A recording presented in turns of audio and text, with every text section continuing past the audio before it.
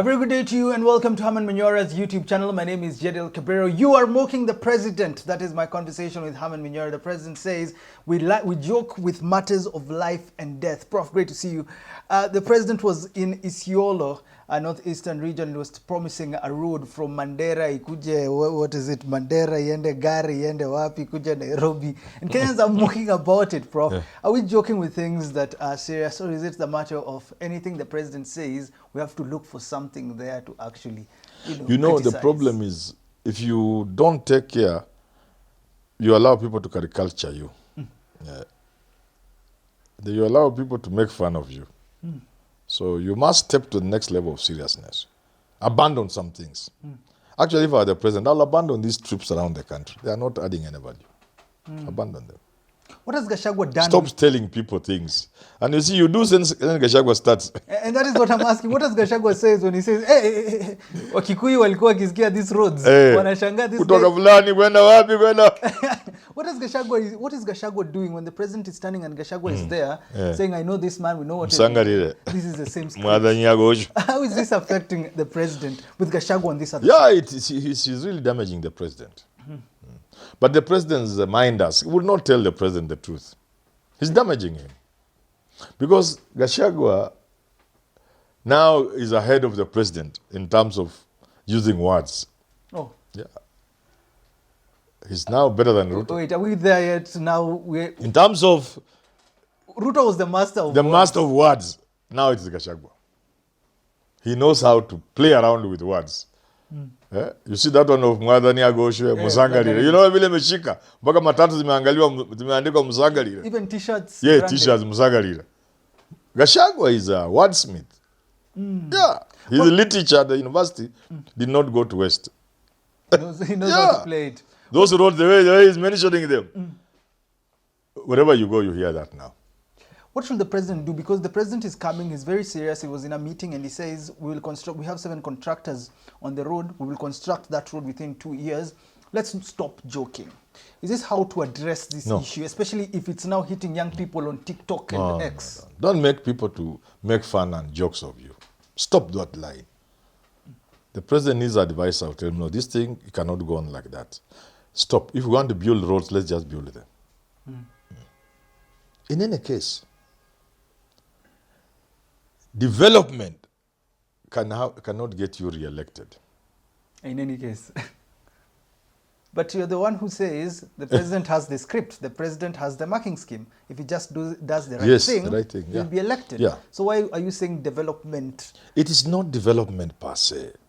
For the president, there are certain things that are annoying Kenyans. Those are the things you address, not roads. Even if you build a road leading to every homestead and put their tarmac, people will not like you. They will not. They will not like you. All these things he's talking about, even if you did them to perfection, it won't change people's anger against you. It will still be there. What have you observed from the president who was the darling of the people? And of course, every regime has its own challenges with the economy, infrastructure, systems not working. But now he's being hated on this other side, not like Uhuru, who people could listen to. What is this that the president has failed at, that he's no longer that darling? I think the government is forcing too many things on Kenyans. Too many things on Kenyans. And that is angering people. And the reality of the harshness of the cost of living must be addressed. It's simple. The president has to touch a button somewhere, press it, and let people feel some relief. That's what he has to do, not roads. Roads will not count for anything. They will not. They didn't count for Uhuru, they will not count for him. But there's also the question of bravado.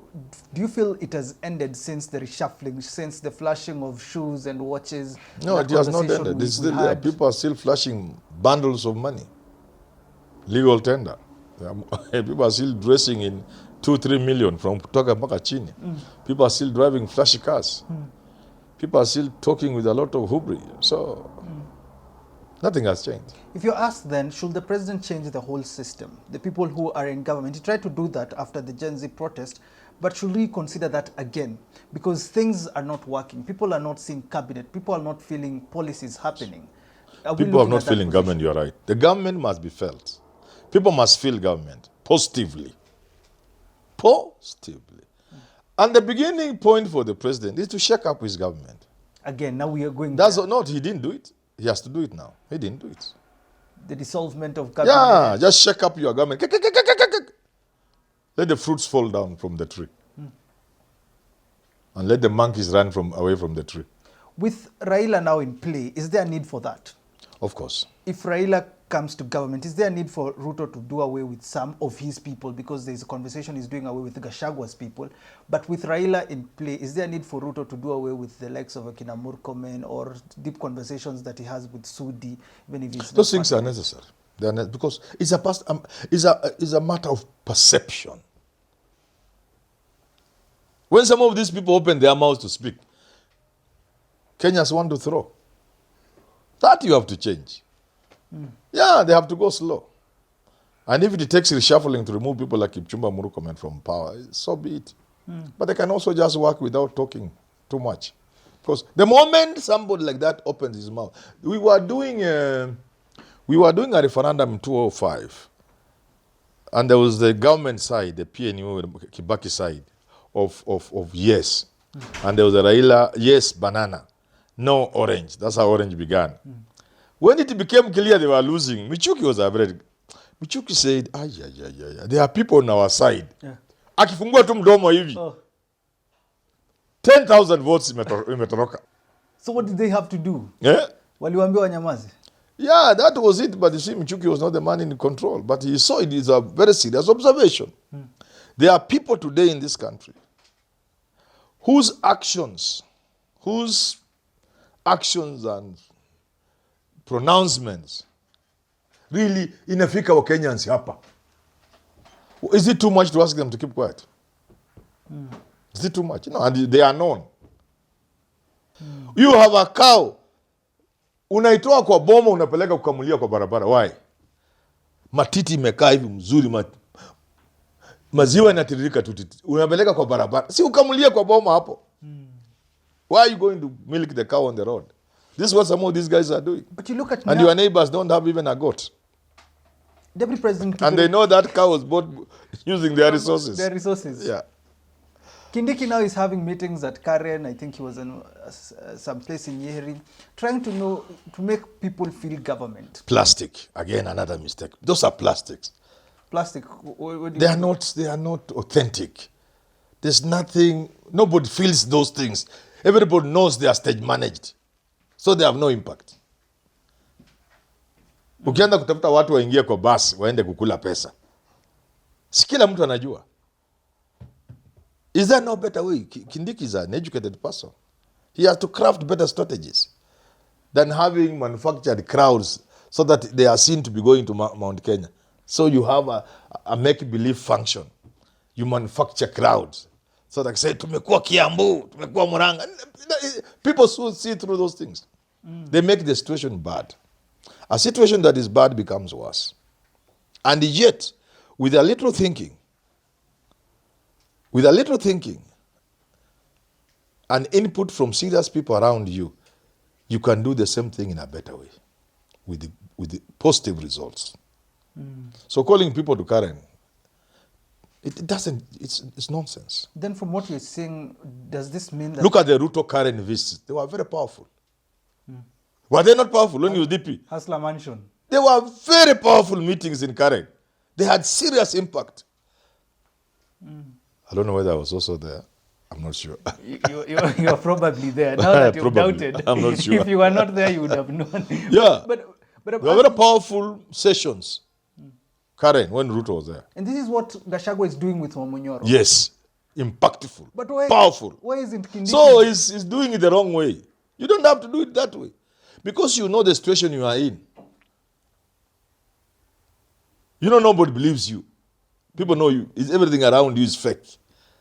So you unfake it. You do it in a different way. It calls for thinking. It calls for looking for strategists, not cheerleaders.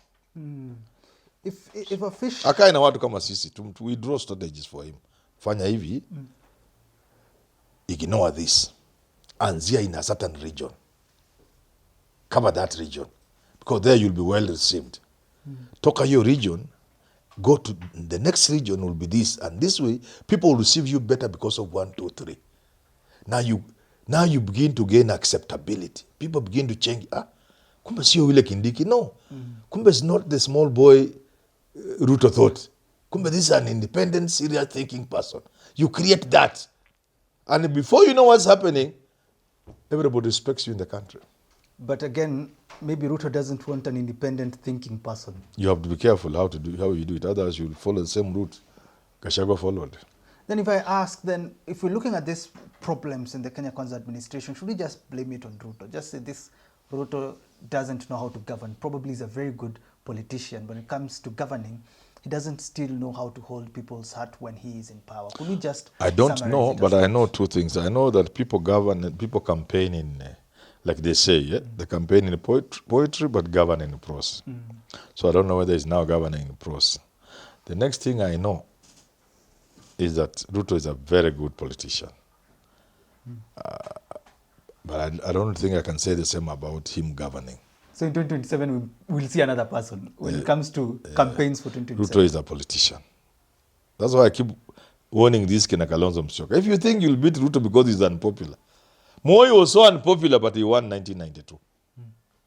At the advent of multipartyism. Nobody thought Moi would win. He was so finished. Much more than Ruto is now. Yet, he won the election. In 1997, we said this time hakuna mchezo. Hakuna mchezo. Hata Matiba hayuko sasa kugawanya kura za Mount Kenya. I was coming from Nyeri. I alighted at tea room. I couldn't break through the crowd in town. Kibaki had his last rally in Uhuru Park. I thought the meeting was over. But when I got around there, Uhuru Park was still full and town was full. Everybody thought Kibaki was going to win. He could not manage Moi. I'm telling you, Ruto atanyorosha hii wanaume wasipochunga. When I say that, people hate me. Say Ruto amekupa kitu. I wish he gave me something. Kama Ruto unasikia tafadhali, nipe share yangu. Watu wanasema umenipa. Wasipochunga. That's what atawanyorosha. Because Ruto is a politician. But they are all politicians. Mambo hii ingine ya kugovern na nini itawekwa kando. Akunje shati aanze siasa. Kalonzo wataona dust. You can't manage Ruto very easily. So you're also saying for Kalonzo's side, they need to sit down. Yes, sit strategize. Down. Yeah, think how you can manage Ruto. In the conventional way, going to face Ruto the way Kina Matiba and the rest were facing Moi. Hamutafua dafu. Ruto, it will be a walkover for him. Hata wakanyaga, hata wakionekana, mtu anafikiri ni tractor imepita juu yao. But we are saying Ruto must go in Kenya. That's just saying. You have to make it something that gets Ruto out of State House. It's not just Ruto must go. I'm not seeing the man to capture the imagination of Kenyans. I'm not seeing a team that is creating that moment. The rainbow moment of 202. You have to create it. They haven't created it. But they are lucky they have Gachagua. Gachagua can help them create it. So what we are seeing now with the mockery, with the TikTok dances and the kasongo. Yes. Ruto will deal with all this. Nothing. Hiyo ni mchezo kwa Ruto. I'm just saying the truth. I know when people watch this video, they'll say, Herman Manyora, we have told you. Ruto amemwona. Tafadhali Ruto, ona mimi nyuma ya tent. Mambo ni ngumu. Mambo si rahisi. Thanks for tuning into that conversation. Of course, watch our previous conversation with Herman where he said people need to think and strategize, because if they don't, look, Ruto will have them for breakfast. Have yourself a lovely rest of your day. We need to talk about institutional reforms, because we can be looking for numbers, but are there institutional reforms that will actually ensure we have credible elections? That's our next conversation with Herman here. Have yourself a lovely rest of your day.